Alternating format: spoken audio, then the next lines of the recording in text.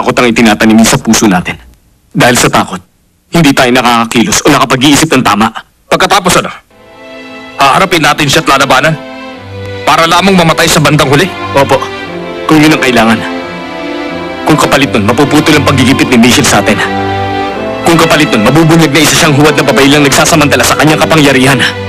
At handang isakripisyo ang buhay ng libo-libong mamamayan para sa pansariling kapakanan. Nakahanda akong mamatay. Hindi mo alam ang sinasabi mo, Yusin.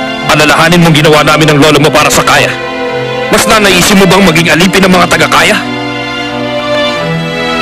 Yusin!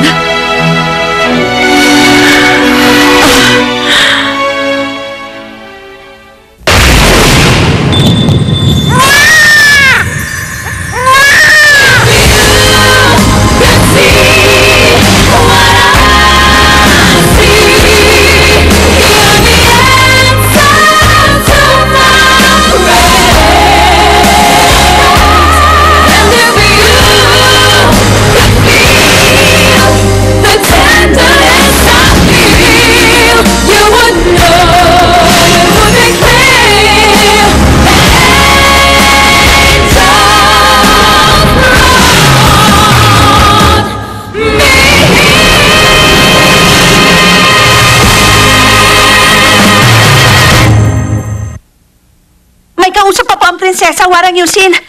Teka, sandali. Hindi kayo maaaring basta pumasok na lang. Kamahalan!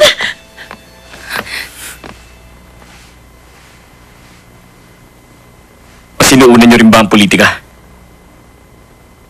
Nag-iisip rin ba kayo ng mga lihim na pakana?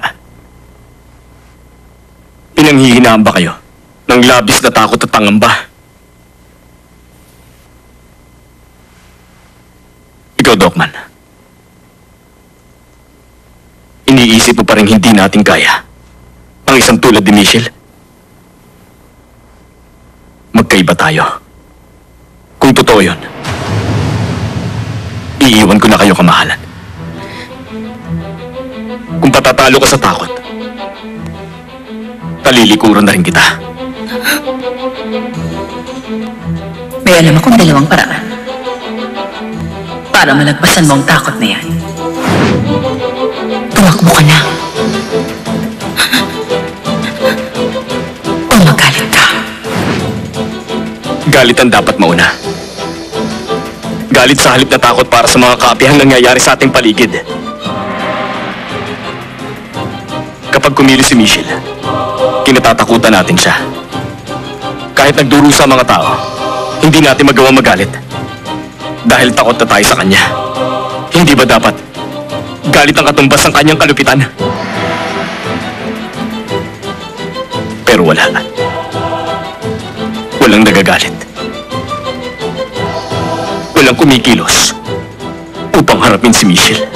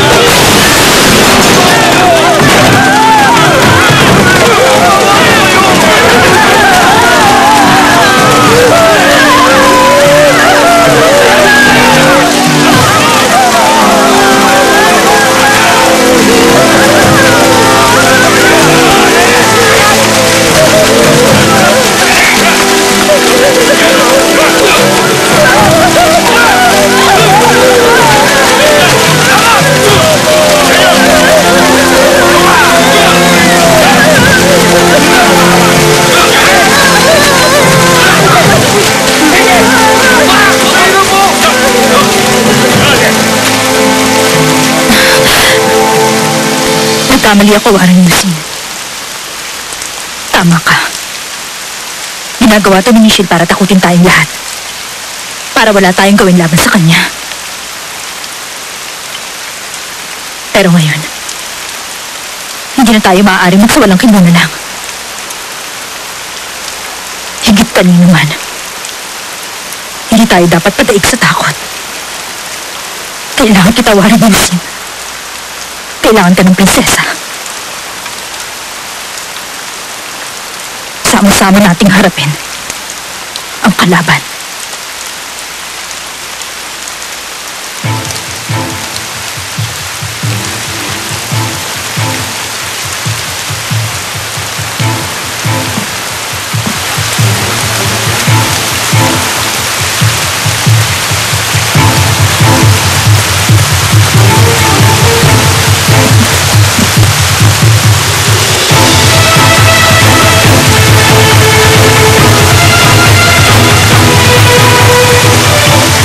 Romeo,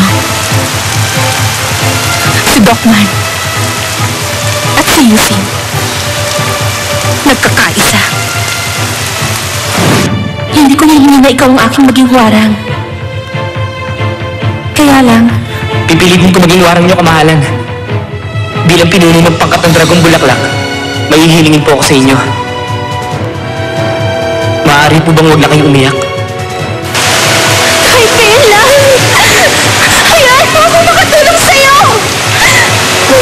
Gusto ko mahilig sa buhay mo! Makakaya ko to! hindi pa ako tapos. Sinaulo ka! Sakitid ng utak mo. Hanggang pinuno ka na ng isang maliit na pangkat, hindi ka na magiging dakilang bayani. Pinagtagpo tayo sa buhay na to ng ating mga tadhana. Sa harap ng maraming pagsubok at mabibigat na suliranin, haharapin natin ang bukas. Ano man ang kahahantungan ng ating sumpaan, kalungkutan man o kaligayahan, mananatili tayo sa isa't isa habang buhay.